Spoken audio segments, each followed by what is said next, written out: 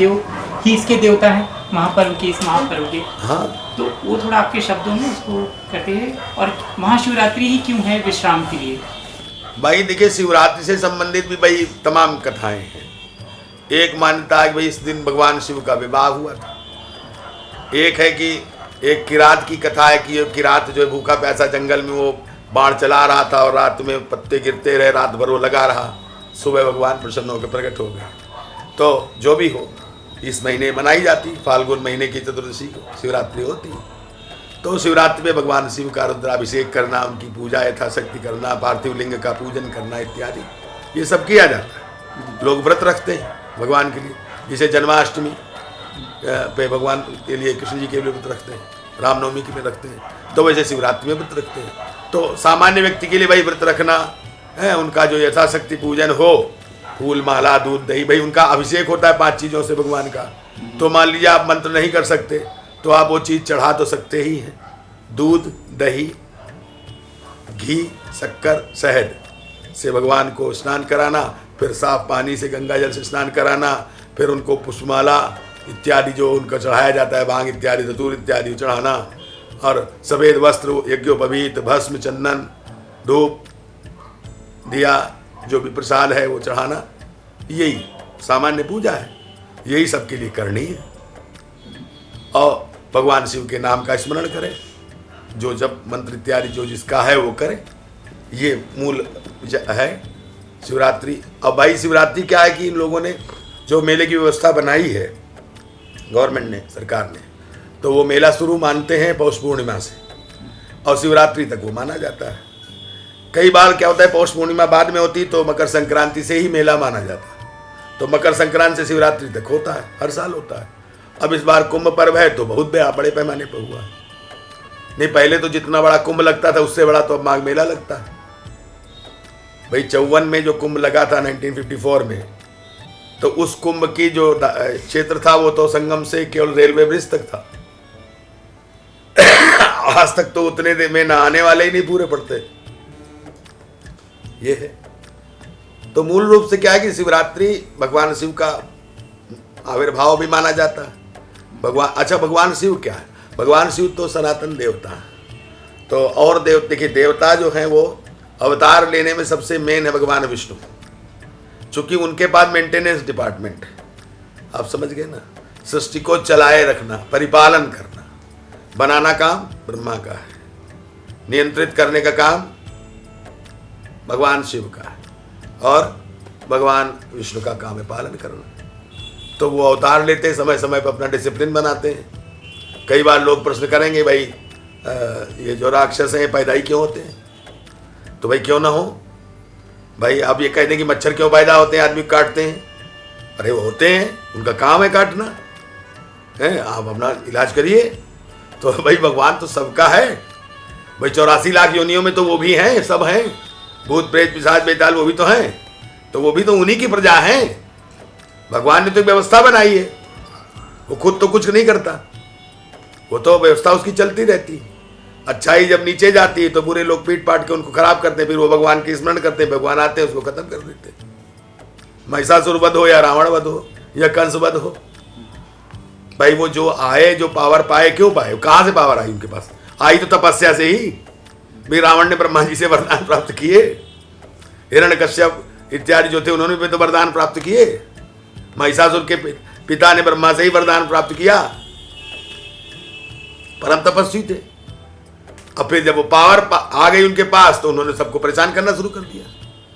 तो जब परेशान लोग हुए तो फिर भगवान की शरण में गए। तो भगवान की ये लीला है कि भाई हमारे रास्ते पे चलो, और डिरेल हो गए तो हमारे पास रास्ता है उसको तुमको सही करने का।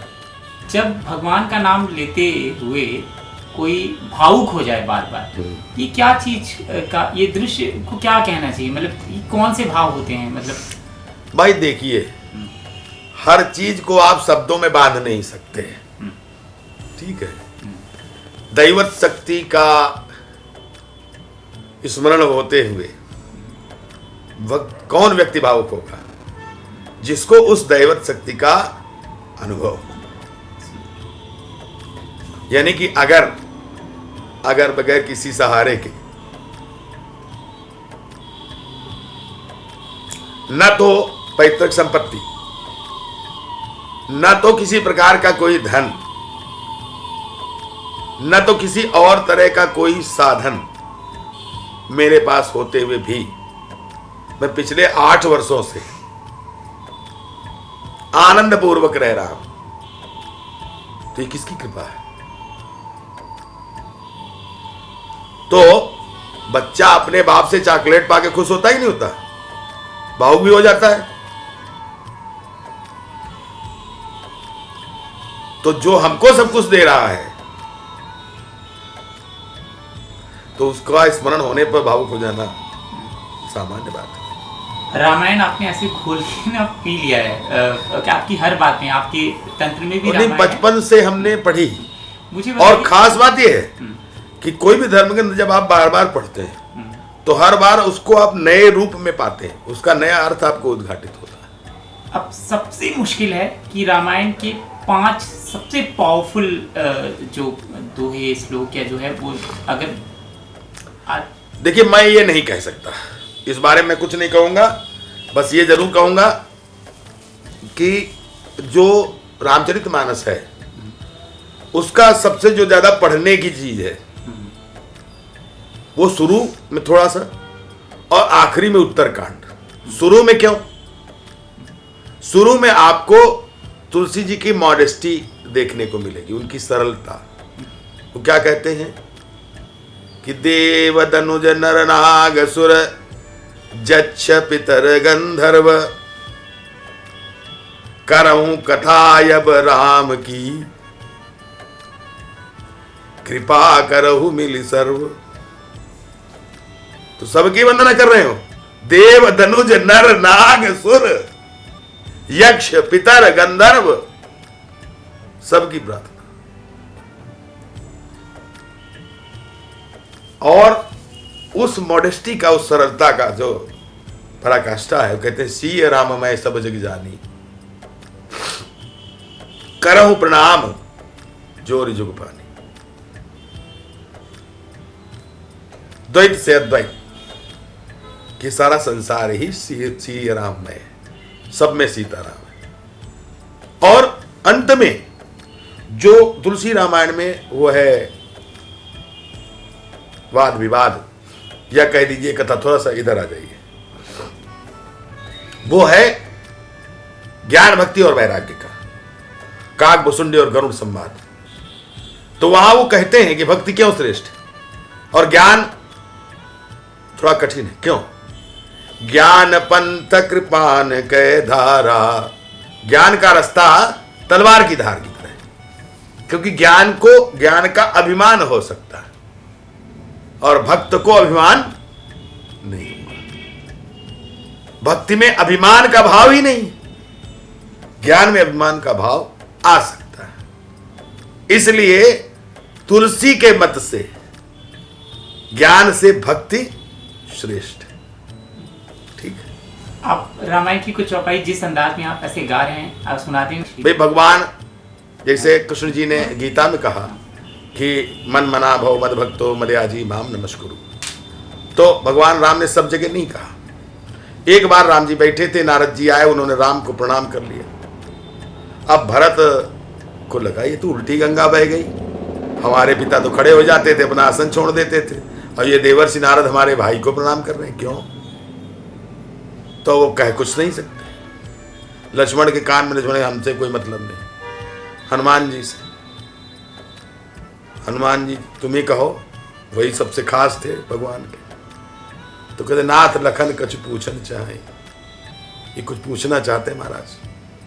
भाई राजा थे वो, तो उनका कहाँ पूछो, तो पूछा कि भाई ये क्या है।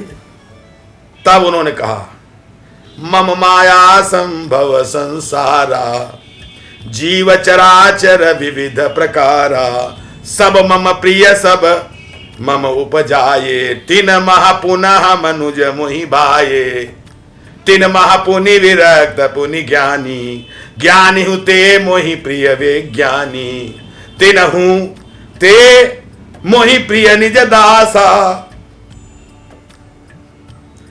जे गति मोरी न दूसरी आशा।